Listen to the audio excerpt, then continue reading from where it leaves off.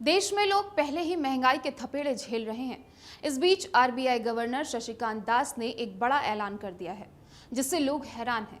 रूस और यूक्रेन के बीच छिड़े युद्ध को लेकर उन्होंने कहा कि इसका असर भारत भी महसूस कर रहा है। बेकाबू महंगाई के कारण रिजर्व बैंक को पिछले महीने आपात बैठक कर रेपो रेट बढ़ाने का फैसला लेना पड़ा था।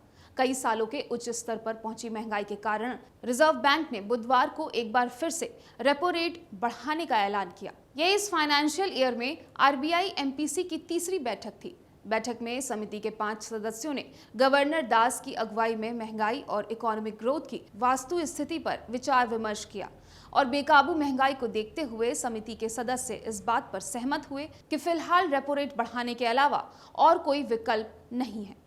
आइए पहले ये जान लें कि आखिर रेपो रेट शब्द का मतलब क्या है। रेपो रेट ये वो दर है जिस पर रिजर्व बैंक अन्य बैंकों को कर्ज देता है। ये अन्य बैंक इस चार्ज से अपने ग्राहकों को लोन प्रदान करते हैं। रेपो रेट कम होने का अर्थ है कि ग्राहक कम परसेंट पर भी होम लोन और व्हीकल लोन जैसे लोन ले सकता है। वहीं जब आरबीआई रेपो रेट की दर बढ़ा देता है तो ग्राहकों पर अन्य बैंकों से लोन लेने पर ईएमआई का बोझ बढ़ जाता है। तो यहाँ आप समझ गए होंगे कि रेपो रेट का मतलब क्या है। चलिए अब आपको बताएं कि देश में इस वक्त महंगाई के क्या हालात हैं, जिस पर आरबीआई ने रेपो रेट में बढ़ोतरी की है। सरकारी आंकड़ों के अनुसार अप्रैल 2022 में खुदरा महंगाई की दर 7.8% रही थी, जो मई 2014 के बाद सबसे ज्यादा है। इसी तरह अप्रैल 2022 के थोक महंगाई की दर बढ़कर 15.08% पर पहुंच गई थी, जो दिसंबर 1998 के बाद सबसे ज्यादा है। अप्रैल महीने में रिकॉर्ड महंगाई के लिए फूड एंड फ्यूल इन्फ्लेशन जिम्मेदार रहे थे।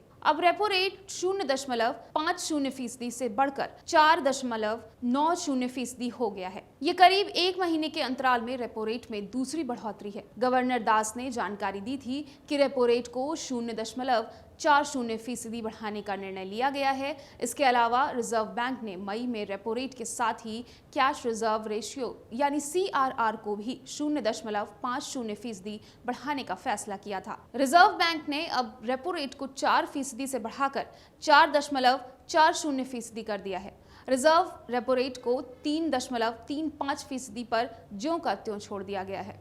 नीतिगत दरों में बढ़ोतरी का आप पर सीधे असर पड़ेगा। ऐसे में आप ये जरूर जानना चाहेंगे कि इसका आपकी जिंदगी पर सीधा असर कहां और कैसे कब पड़ेगा। पहला, आरबीआई द्वारा रेपो रेट बढ़ाने से आपके होम और कार लोन जैसे अन्य कर्जों की ईएमआई बढ़ जाएगी, क्योंकि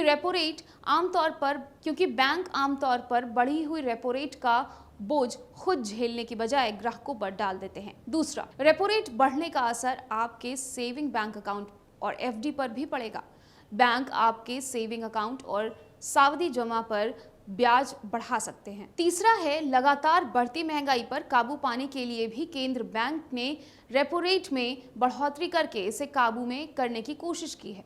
रेपो रेट में बढ़ोतरी से महंगाई को काबू में रखने के लिए मदद मिलेगी। चौथा है, रेपो रेट बढ़ने का असर औद्योगिक विकास पर भी पड़ सकता है, क्योंकि ब्याज दर उनके लिए भी महंगी हो जाएंगी। अगर यह स्थिति लंबे समय तक रहती है तो आर्थिक विकास दर भी प्रभावित हो सकती है।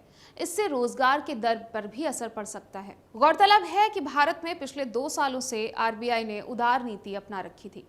पिछले 11 बैठकों से पॉलिसी रेट वैसे के वैसे ही बने हुए थे, लेकिन इसमें उछाल के साथ अब महंगाई दर में उछाल देखा जा सकता है। इस खबर में फिलहाल इतना ही। बाकी की खबरों के लिए डाउनलोड करें एनी न्यूज़ ऐप।